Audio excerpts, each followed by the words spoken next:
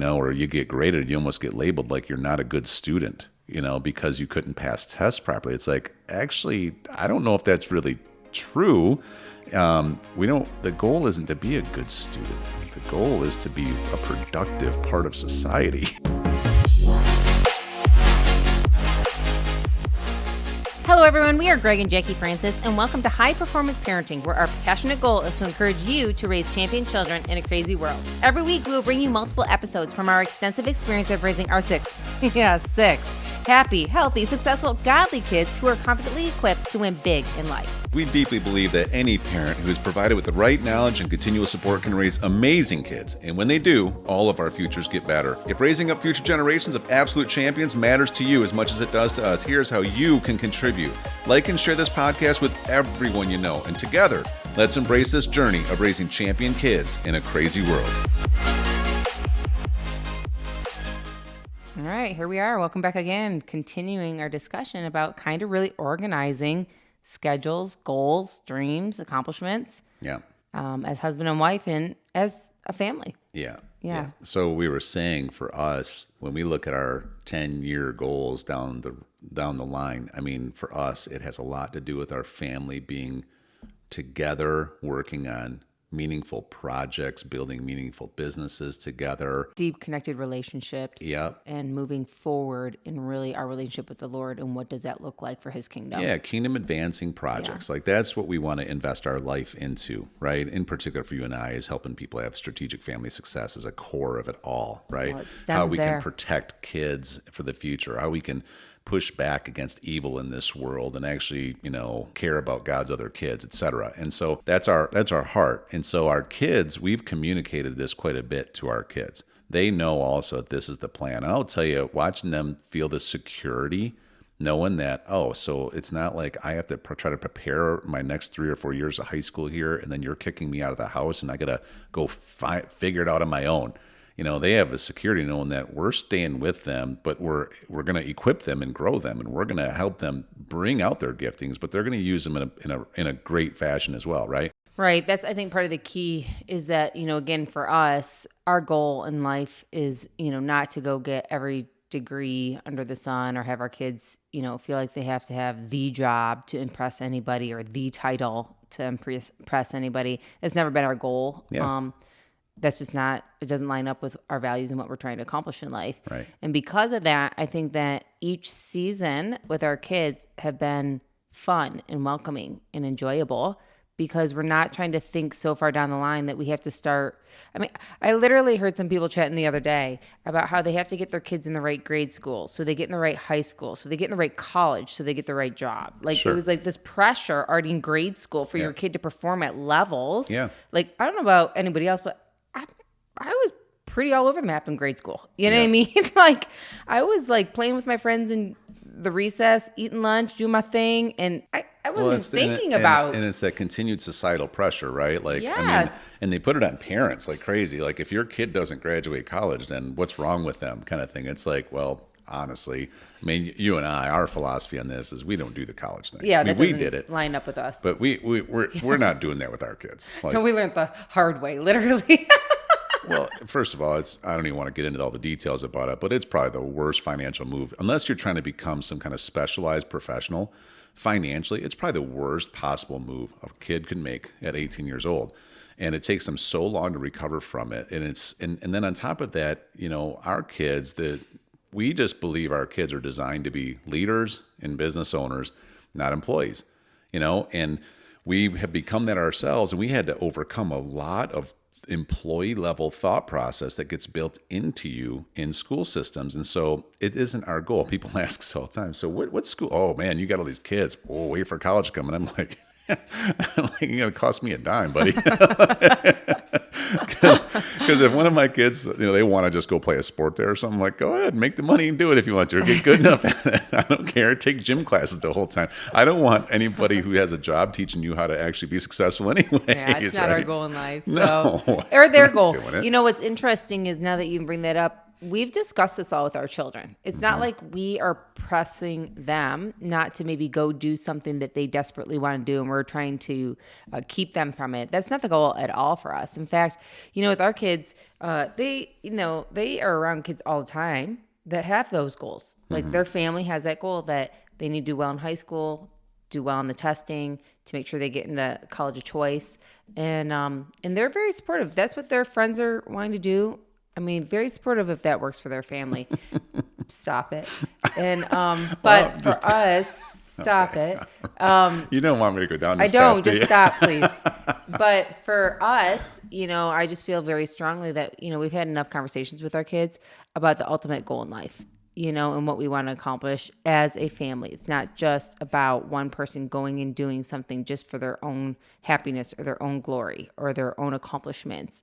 It really comes down to so much more. And, when you're kingdom based, there's so many amazing ways to go out there and do things for the kingdom that we don't have to do it just because we were told this is the only way. Well, and just so everybody's clear about what we mean by like kingdom advancing and taking territory, there has been a season in history where I feel like, there's only a couple of categories that someone would consider themselves really doing something for God. And that's like becoming a pastor or doing missions trips or things like that, right? Sure, yeah.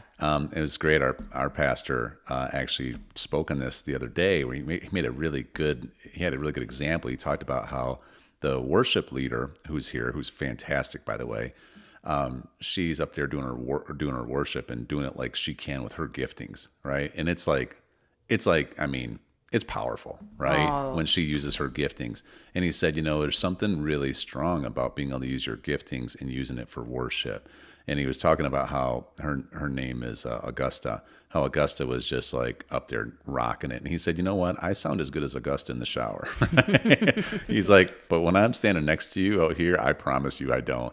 He said, so the reality is what I do is I use what my giftings are, and I use my giftings to worship. And so he's a builder. He builds businesses. He builds successful things. He builds teams. And he said, so whenever I'm building and I'm operating in the giftings that God gave me, to me, that is worship. Mm-hmm. And I was like, wow. See, and so we've adapted that. Like, what are the giftings and strengths that we have that we can go out there and impact God's other kids in this world in a positive way? To us, that's our worship. That's what we do. When we strategically help families succeed, when we're helping high achievers operate in faith and do things more purposeful. When we encourage people to take their giftings and start making all of their moves be mission based, that's worship for us. Right. It's not the typical quote unquote way of thinking about it. And I think because of that, that's what we've, that's what we've taught our kids. That's what we've now started talking to them about, the bigger picture. What are your talents? What are your gifting? What has God blessed you with? And how can you go out and worship him more with those giftings? And we are watching our kids literally ideas come alive, activities come alive in their brains. Like they are so passionate about some new things that we had never even heard of before. I mean, they're now taking some of their talents and starting to come up with new business ideas, even at their young ages, to not only learn and grow and change them, but to start learning the business aspect of things. We're watching our kids learn how to communicate in ways that we've not seen it before. Right now, you guys will get a chance to hear from one of ours. Chrissy has been literally writing down different topics that she's excited to get on the podcast and chat about. She wants to. Yeah, she's listening to our podcast. Yes. And then new stories and ideas keep popping in her head because she has a gift of teaching. That's right. And we're encouraging that beyond ever. I mean, we have another one of ours who's just really talented and excited and actually pursuing doing things with more technology.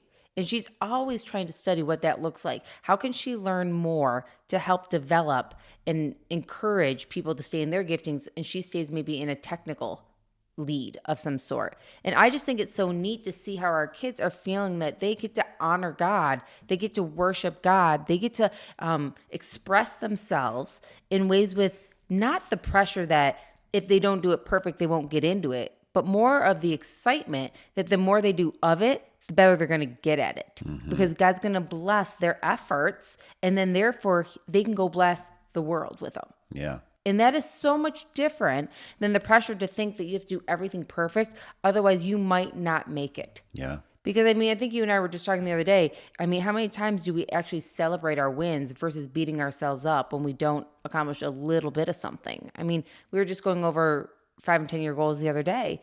And I was like, so what if we don't hit this by, blank date? And you're like, okay, but if you do all the work and you don't hit it, then you can't beat yourself up. You celebrate. That's right. Instead of saying, oh, well, I didn't do one thing on one day. Mm-hmm. So what? You're just going to throw away your whole goal and dream and you're not going to accomplish it? Right. And it was like, how many times do we not learn that? Yeah. We learn if you do horrible in one situation, you're probably not going to make it. Yeah. Well, I mean, it's the testing theory in regular school, right? Mm-hmm. See how I brought that back around again? I know. I'm just, bump, moving on. I need to do a couple of episodes of my own, apparently. So you don't have to try to reel me in. That's the problem. No, but like, I mean, think about it though. I can, too. Think about all the pressure that happens, especially if you're on that path and, you're going to be a loser if you don't go to college or something. So you have to do all these college prep courses. But if you're, if the whole system's built on you have to, do X, Y, Z and then get a certain level on a test, and there's all this pressure about memorizing something for a test, whether you've learned it or not. Right. It has nothing to do with really learning it. It has everything to do with memorizing it for a short window of time. And then next thing you know, what if you get behind and now the last semester you didn't really understand this stuff, so now you're on level 2 of it.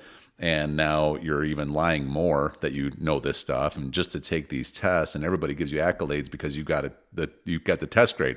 They don't really care if you really learned it, And with our kids, we've done the exact opposite. And our kids, it's so interesting how it's worked out. I remember the kids come to me and they're like, "Oh my gosh, I got like a 78 out of 100 or something on a test, right? A math test." And I'm just like, okay, which ones did you get wrong? And they showed me.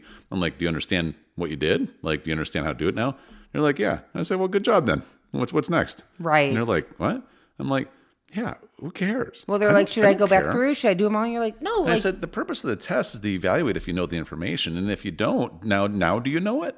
Okay, right. Now you get 100. I gave you 100. High five. Boom. Move on. Let's go do something else. Right? Well, now what's really cool about that kind of stuff is when that happens, they go and teach their other siblings. Like, hey, let me show you how this works. And there's not this pressure to have to, again, perform perfectly. Otherwise, you're going to fail. And I watch them now, like, they don't have this, like, high stress about tests. They almost enjoy taking them to see where they're at. Isn't that night and day difference? It's so different. Like, I mean... We didn't do that at all. I had sheets, shoved up my arm because I'm trying to memorize stuff. Whoa. But our kids are going to listen to this. Whoa. Well, I learned. You know what I mean? I'm just saying that system wasn't good. That's why we don't do it for them. No, you're totally right. And so I totally agree. Same thing. I just remember literally nights before tests, just being stressed out.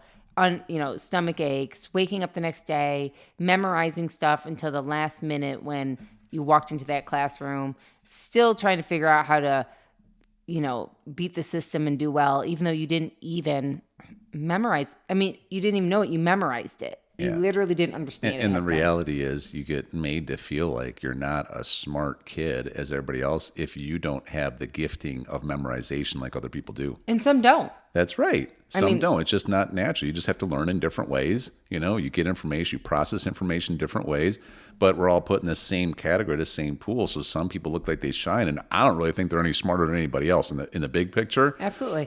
But I just watch it be such a self-image stealer, or you get graded, you almost get labeled like you're not a good student, because you couldn't pass tests properly. It's like, actually, I don't know if that's really true. The goal isn't to be a good student. The goal is to be a productive part of society.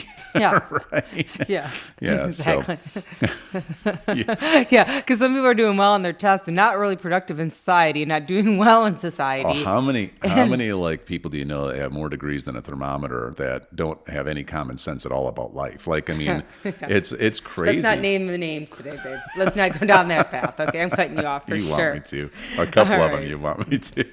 Yeah. All right, we'll talk about it later. Then. Yeah. We'll talk about that later. Off air. So how about next episode we actually get back to the original topic of sports? Yeah. You want to do that? Yeah. Okay. Hey everyone, thanks for listening and thanks for your love and support. We hope that today's episode added tremendous value to you and your family. It would mean so much to us if you would partner with us on our mission of helping parents around the globe raise champion children in this crazy world. To do so, simply take a moment to like and share this podcast with everyone in your network. And we have great news. You get more of us. You can expect new episodes every Monday, Wednesday, and Friday morning. So be sure to consistently tune in with us and enjoy our show. See you next time.